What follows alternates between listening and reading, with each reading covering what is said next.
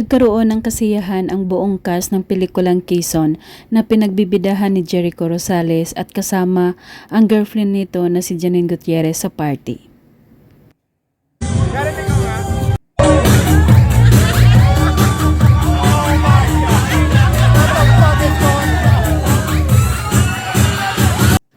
Tawang-tawa si Janine Gutierrez habang pinapanood ang boyfriend na si Jericho Rosales na humataw sa pagsayaw ng budots kasama ang mga kapwa cast ng Quezon the Movie.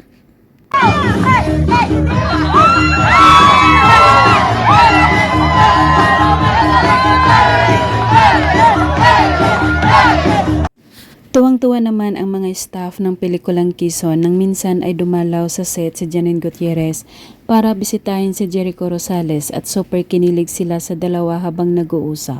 Dahil si social media. Sana all. Sana all.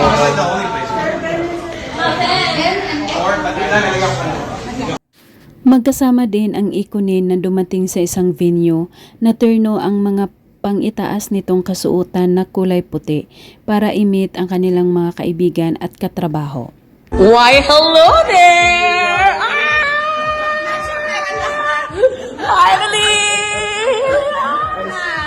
I see you. Kulay puti din ang kanilang attire nang napunta sa Bilo Clinic ang dalawa para sa kanilang skincare routine. Nakasuot ng white dress si Janine habang white t-shirt at blue jeans naman si Jericho. Hi guys, it's Janine. Hi, it's Echo. And we're here today at Belo Nexa to try a new treatment called Ulthera Prime. Let's go! We're both done with our Ulthera Prime procedure. Nakakakilig na tagpo na magkita sa isang party sina Janine Gutierrez at ang anak na binata ni Jericho Rosales na si Santino. Nagyakapan pa ang dalawa na makikitang super close sa isa't isa.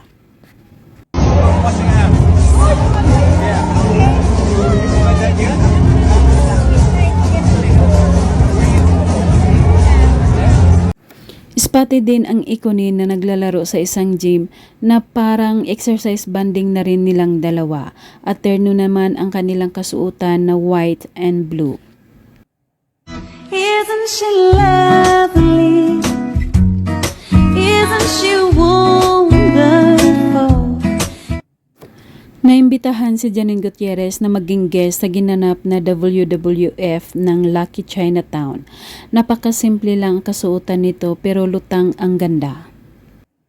To walk us through this campaign and what it means. Nasumisilip din na sa pamuk sa akin.